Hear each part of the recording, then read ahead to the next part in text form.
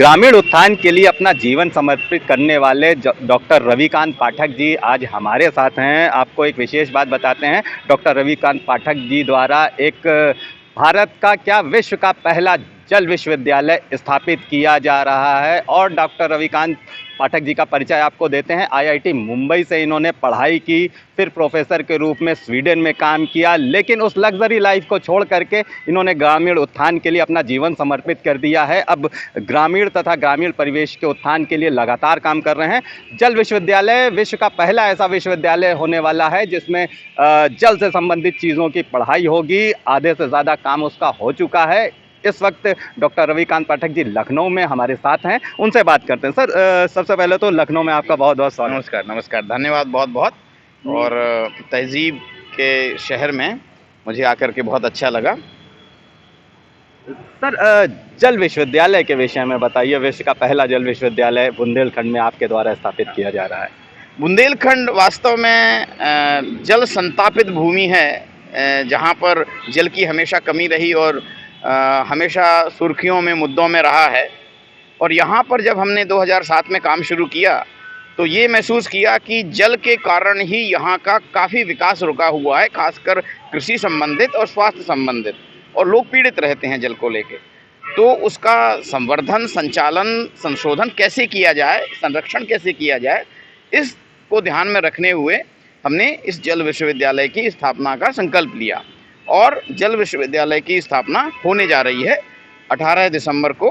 यहाँ का प्रशासनिक भवन जो हमने तैयार किया है विश्वविद्यालय का, उसका उद्घाटन उत्तर प्रदेश के जल शक्ति मंत्री श्री स्वतंत्र देव सिंह जी करेंगे। सर, इस जल विश्वविद्यालय में किस चीज़ की पढ़ाई होगी, किस चीज़ की ट्रेनिंग होगी, उसके विषय में कुछ बताइए। इस जल विश्वविद्यालय में जो सबसे खास है कि ये जल विश्वविद्यालय भारत के प्रत्येक गांव में पानी की पाठशाला चलाएगा। तो प्रत्येक व्यक्ति को पानी को कैसे संरक्षित करना है, रोकना है, संभालना है, संजोना है, उसके लिए पढ़ाई की जाएगी। दूसरा, यहाँ पर BTech, BSc, MTech, MSc, PhD, इन सभी के जल से संबंधित जितना विज्ञान है, तकनीकी है, मैनेजमेंट है, जो ह्यूमैनिटीज़ है, इन सब की भी शिक्षा दी जाएगी यहाँ पर। तो यहाँ पर विश्व के सारे जगहों से एक कोलैबोरेशन होगा। जो चुनिंदा विश्वविद्यालय हैं उनसे कोलैबोरेशन होगा, और सारे वैज्ञानिक, रिसर्चर्स, चिंतक बुंदेलखंड आएंगे और पढ़ाई करेंगे और योगदान करेंगे भारत के उत्थान में। चूँकि विश्व का पहला जल विश्वविद्यालय है ये, तो ये भारत के लिए बड़े गर्व और गौरव की बात है।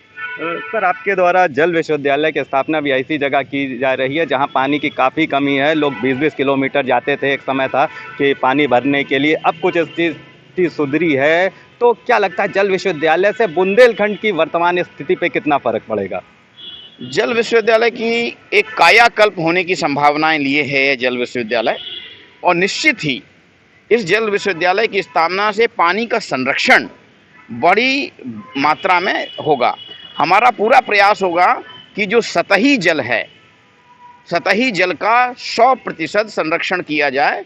और जैसे खेत पर मेड़ पर पेड़ का जो अभियान चलाया जा रहा है हमारे साथी उमाशंकर पांडे जी द्वारा, इसको भी जोर शोर से किया जाएगा ताकि जल का संरक्षण हो। साथ ही जो कुएं हैं, पुरानी परंपराएं हैं, और हमारे वेदों में जो जल संरक्षण की तकनीकी की बात की गई है, क्योंकि हमारी सभ्यता हज़ारों वर्ष पुरानी है, तो हमारे पास बहुत ज्ञान है, उन सब को पुनः रिसर्च के रूप में स्थापित करेंगे और बुंदेलखंड की कायाकल्प करेंगे। ऐसा हमारा पूरा संकल्प है। सर, जल संरक्षण की आप बात कर रहे हैं, लेकिन वर्तमान में देखा जा रहा है कि शहरों की जो एटमॉस्फेयर है उसमें जल संरक्षण कहीं नहीं हो रहा है। खाली लोग वाटर हार्वेस्टिंग की बात ज़रूर कर रहे हैं और जल का नुकसान ही काफ़ी तरह से हो रहा है। तो जल विश्वविद्यालय की स्थापना से पूरे भारत में जल संरक्षण को कितनी तेज़ी मिलेगी? इसको जो तेज़ी मिलेगी वो मिलेगी क्योंकि जो ज्ञान है हमारे पास उसको जन जन तक पहुँचा ही नहीं गया। तो जब तक ज्ञान जन जन तक नहीं पहुँचेगा, लोग उसको कैसे इम्प्लीमेंट करेंगे। तो संभावना ये है कि जब बच्चा जल के प्रति संवेदनशील और साक्षर होगा तो जल अपने आप संरक्षित होगा। नदियाँ जो अपवित्र हो गई हैं उनकी पवित्रता की बात की जाएगी। जो कुएं, तालाब, बावड़ी, दूषित हो गए हैं इनको ठीक किया जाएगा। जो औद्योगिकीकरण की नासमझी है उसको भी ध्यान में रखा जाएगा। तो इस तरह से जल विश्वविद्यालय की स्थापना से एक बड़े कायाकल्प की संभावना हम देखते हैं। सर, भारत में जल ही जीवन है नामक नारा भी है, लेकिन हम स्वयं देख रहे हैं कि जल का दुरुपयोग काफ़ी हो रहा है। जल की चीज़ मतलब जल का संरक्षण छोड़ करके लोग उसका दुरुपयोग कर रहे हैं। कहीं पानी बहता रहता है, हज़ारों लीटर पानी रोज़ बर्बाद हो रहा है। तो इसको हमारे दर्शकों को किस तरह से आप इसके लिए मतलब सुझाव देंगे? देखो, हमने कुछ अपनी भूलें की हैं। हमने औद्योगिकीकरण जो हुआ है, इंडस्ट्रियलाइजेशन, उसमें काफ़ी कुछ कुरीतियाँ बाहर से भी आई हैं, उन देशों से आई हैं जहाँ पानी की इज्जत नहीं होती है। हमारे यहाँ तो जल देवता है, जल की पूजा होती है, नदियों की पूजा होती है, कुओं की पूजा होती है। उस परंपरा को हम भूले हैं, इसीलिए जल का तिरस्कार हुआ है और जल को दुरुपयोग करने लगे हैं हम लोग। परंतु हम अपने ज्ञान को पुनः संरक्षित करेंगे, संस्थापित करेंगे अपने समाज में, और संस्कारों के माध्यम से लोगों का मानस परिवर्तन होगा और लोग संरक्षण की तरफ, जल संरक्षण की तरफ तेज़ी से जुड़ेंगे, ऐसा हम सोच रहे हैं। क्योंकि हम इसमें जल का आर्थिक पक्ष, जल का सामाजिक पक्ष, प्राकृतिक पक्ष और जो राजनीतिक पक्ष है उसको भी शामिल कर रहे हैं। इसलिए सरकार को, समाज को, धर्म को, सारे लोगों को साथ में जोड़ करके जल के लिए एक व्यापक आंदोलन है ये। जल विश्वविद्यालय साधारण विश्वविद्यालय नहीं है, एक ये अंतर्राष्ट्रीय स्तर का जन आंदोलन है कि जल को इस तरह ना बहाया जाए, जल में केमिकल्स ना डाले जाएं। व्यक्ति जाता है, शावर खोलता है, साबुन लगाता है, 200-400 लीटर पानी बह गया, जो पानी बह गया वो दूषित हो गया क्योंकि साबुन चला गया उसमें। तो इस तरह की नीतियाँ, इस तरह की टेक्नोलॉजी डेवलप की जाएगी कि ये संरक्षण हो सके। अब अंतरिक्ष में जो पानी है, जो हवा में पानी है, बादलों के माध्यम से पानी जो आ रहा है, उसको शोधा जाएगा, समझा जाएगा, और बादलों की जो जलवायु परिवर्तन हो रही है उसको भी गहराई से समझ करके पानी को संवर्धित किया जाएगा, संशोधित किया जाएगा, संरक्षित किया जाएगा। सर, भारत की परंपरा रही है, पहले यहाँ लोग पौशालाएँ लगाते थे, प्याऊ लगाते थे, लोगों को जल पिलाने की व्यवस्थाएं कराते थे। आज विदेशी कंपनियां हमारे भारत में बोतलों में पानी बेच रही हैं। काफ़ी महंगे महंगे पानी इस टाइम बाज़ार में उपलब्ध है और लोग बहुतायत में उनका प्रयोग कर रहे हैं। इस पर आपका क्या कहना है? निश्चित ही जो बोतल का पानी है, एक तो प्लास्टिक में अधिकतर पैक होता है और वो प्लास्टिक से माइक्रो प्लास्टिक लोगों के पानी में जाता है, पीने में आता है। तो उसके कारण बहुत सारे स्वास्थ्य संबंधी समस्याएं हो रही हैं।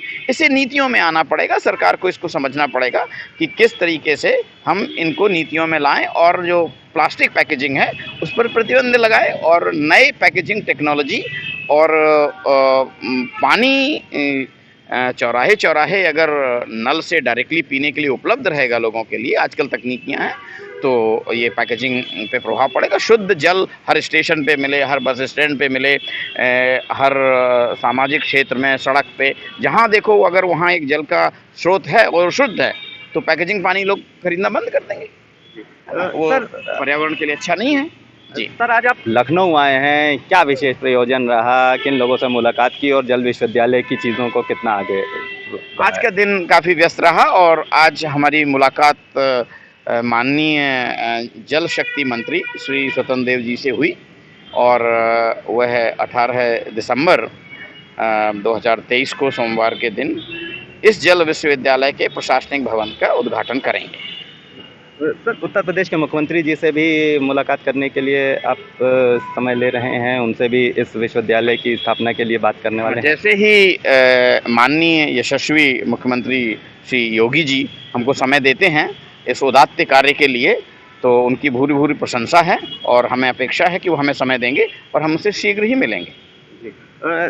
आप एक बहुत ही अच्छा काम कर रहे हैं। अब एक व्यक्तिगत प्रश्न मैं आपसे पूछना चाहता हूं। आप आईआईटी मुंबई से आपने पढ़ाई की एज ए इंजीनियर, फिर एज ए प्रोफेसर आपने देश विदेश में काम किया, फिर अचानक से इस समाज सेवा, ग्रामीण परिवेश के उत्थान के लिए कैसे मन परिवर्तित हो गया आपका? मेरे जीवन में जो बड़ा परिवर्तन आया है वो भारत के स्वतंत्रता संग्राम सेनानियों से और स्वामी विवेकानंद के विचारों से आया है। क्योंकि मुझे समझ में आया कि अगर जीवन की सही उपयोगिता है और दुनिया में कुछ अच्छा करने लायक है तो इस सनातन के लिए काम करने की बहुत ज़रूरत है। वो सनातन संस्कृति जिससे लोक कल्याण, विश्व कल्याण और विश्व शांति की बात होती है। अयम निजः परो वेति गणना लघु चेत शाम उदार चरिता नाम वसुधैव तो कुटुंबकम, के ये मेरा तेरा है, इसमें तो दुनिया फंसी हुई है, लेकिन यह छोटी बुद्धि वालों का काम है। जिसका हृदय उदार है उसके चरित्र में वसुधैव ही पूरा कुटुंब है, तो पूरी धरा ही उसका परिवार है। उसी भावना के साथ मैं अपने धरा के परिवार की सेवा में लगा हूँ, यही मेरा कर्तव्य है। सर, एज ए IITian और एज ए प्रोफेसर एक लग्जरी लाइफ थी आपकी, फिर आपने उन सब चीज़ों का त्याग कर दिया, एक साधारण मनुष्य के भांति जनसेवा में लग गए। तो मतलब इस चीज़ को कैसे आपने अपने आप को इतना परिवर्तित कर लिया कि एक लग्जरी लाइफ से एक कठिन लाइफ की तरफ आप अग्रसर हो चले? मेरा व्यक्तिगत मत है कि जो लग्जरी लाइफ है वो इसलिए आदमी अपनाता है कि उसको सुख मिलेगा। वो ऐसा है कि एक अंधेरे कमरे में एक आदमी बाल्टी लेकर के वो जाता है, अंधेरे को भरता है और बाहर फेंक देता है। तो अंधेरा ढो रहे हैं हम इस चकाचौंध में, लेकिन अगर अंदर का दिया जल जाए तो फिर त्याग और तपस्या जन्मती है और प्रकाश और आनंद होता है। ये ज्ञान और अज्ञान के बीच के फ़र्क की है। जिसका दिया जल गया वो लोक कल्याण और में लगेगा, जिसका नहीं जला है वो कोशिश करेगा कि भाई किसी दूसरे माध्यम से अपने परिवार को सुख दें, लग्जरी दें। तो वास्तव में लग्जरी तपस में ही है। सर, कुछ ही समय में जल विश्वविद्यालय भी बनकर तैयार हो जाएगा, लेकिन हम अपने दर्शकों के लिए चाहते हैं कि आप जल संरक्षण के लिए उनको क्या विशेष सुझाव देंगे? जल संरक्षण के लिए बहुत आवश्यक है कि आप जो टॉक्सिक रोज जल के माध्यम से अपने शरीर में करते हैं वो है आपका साबुन का प्रयोग। तो इस तरीके से इससे जल भी दूषित होता है और आपका शरीर भी दूषित होता है। पहला काम करिए कि जो सुंदर पावन धरा है उसकी मिट्टी से स्नान करिए, शुरू करिए कम से कम हफ्ते में 1 दिन। बाकी साबुन लगाने की ज़रूरत नहीं है और उतने में ही आपकी कायाकल्प होने लगेगी, आपका स्वास्थ्य बदलने लगेगा, आपके अंदर अल्कलैनिटी आने लगेगी और जो स्वास्थ्य का संवर्धन करती है। धन्यवाद। धन्यवाद। हमारे साथ थे डॉक्टर रविकांत पाठक जी, जो जल संरक्षण तथा ग्रामीण परिवेश के उत्थान के लिए अपना सर्वस्व जीवन निछावर कर चुके हैं। हमारे साथ डॉक्टर रविकांत पाठक जी के प्रतिनिधि संतोष सिंह जी भी हैं, उनसे बात करते हैं। जल विश्वविद्यालय की स्थापना के लिए काफ़ी प्रयासरत हैं गुरुजी डॉक्टर रविकांत पाठक जी, आप भी काफ़ी प्रयास कर रहे हैं। क्या लगता है कितना परिवर्तन होने वाला है जल संरक्षण? देखिए, ये भारत उदय है हमारा मिशन और हम लोग एक लड़ाई की तरफ है। वाटर यूनिवर्सिटी एक विश्व के अंदर, हम विश्व को जगाने के लिए जो वाटर वेस्टेज होता है उसको बचाने के लिए हम लोगों ने, हमारे गुरुजी ने, यूनिवर्सिटी का यहाँ पे उद्घाटन होने जा रहा है। यूनिवर्सिटी खुलेगी, लोग जब जल के बारे में पढ़ेंगे, चीज़ों को, हर घर का एक कोई, हर क्षेत्र से एक विद्यार्थी आएगा ना, तो उसको जल के बारे में जानकारी होगी, तभी से लड़ पाना संभव होगा। बुंदेलखंड की जल की समस्या सारी दुनिया के लिए नई नहीं है, उसी जगह पे स्थापना की जा रही है, तो बुंदेलखंड की जल की समस्या कितनी सुधरेगी इस विश्वविद्यालय से? देखिए, विश्वविद्यालय से बुंदेलखंड की जल की समस्याएं सुधरेंगी, क्योंकि गुरुजी जो विदेश से विदेश तक पढ़ाई की गुरुजी ने, और विदेश में रह करके आप देख ही रहे हैं उनकी शिक्षा को, लग्जरी लाइफ को छोड़ करके वो फिर भारत लौटे। आदमी पढ़ाई लिखाई करके सोचता है कि लखनऊ में या दिल्ली में मकान बना लेंगे, सेटल हो जाएंगे, अच्छे से अपनी लाइफ जीता है, लेकिन स्वयं गुरुजी भारत लौटे, वहाँ पे एक गुरुकुल की भी स्थापना इन्होंने की। अपने बच्चे को कौन नहीं चाहता कि विदेश में पढ़ो, उनका स्वयं बच्चा विदेश में पढ़ता था, उसको ला के उस जंगल बीहड़ एरिया में अपने गुरुकुल में पढ़ाना, क्योंकि सबके बच्चे यदि वहाँ पे शिक्षा ग्रहण करेंगे तो मेरा बच्चा भी। तो गुरु जी के अंदर वो भावनाएं, राष्ट्र को समर्पित उनका जीवन है। इसी तरीके से जैसे गांधी जी का आंदोलन हुआ, उसमें लोग उनके पीछे चढ़ पड़े, उसी तरीके गुरु जी से मेरी मुलाकात हुई और गुरु जी ने मुझे जो दायित्व दिया, अपना प्रतिनिधि बनाया है अवध क्षेत्र का, तो मैं अपने दायित्व को निभाऊंगा और गुरु जी के हर मिशन, हर सपने को लेकर के हम लोग जन जन तक जाऊंगा। और राष्ट्र के प्रति समर्पित हम लोग का भाव समर्पित है। हम लोग को किसी प्रकार से कोई, गुरु जी को कहें कि अभी कोई दूसरा विश्वविद्यालय खोल सकते थे, मेडिकल यूनिवर्सिटी खोल सकते थे, उससे फ़ायदा, लेकिन वेद शास्त्र को देखते हुए जल को और देश को बचाने के लिए जल की समस्या से इन्होंने वाटर यूनिवर्सिटी का वहाँ पे ओपनिंग किया है। धन्यवाद।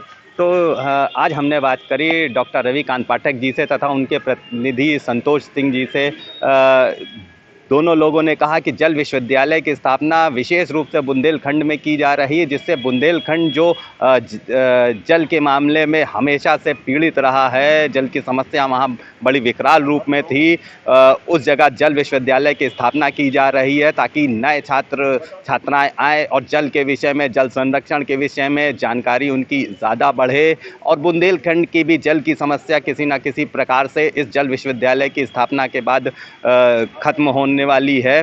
आपको बता दें कि डॉक्टर रविकांत पाठक जी आज लखनऊ आए, जल शक्ति मंत्री जी से उन्होंने मुलाकात की और 18 दिसंबर को जल विश्वविद्यालय के प्रशासनिक भवन का उद्घाटन है, जिसमें जल शक्ति मंत्री स्वयं पहुंचने वाले हैं। इसके साथ साथ डॉक्टर रविकांत पाठक जी की लाइफ के विषय में हमने ये भी जाना कि उनका उद्देश्य यही है कि एक लग्जरी लाइफ से कुछ नहीं होता है, जो भी जीवन देश और समाज को समर्पित हो उसी को ही वो लग्जरी मानते हैं। वीडियो जर्नलिस्ट अखिलेश सिंह के साथ संतोष कुमार, भूमि टीवी, लखनऊ।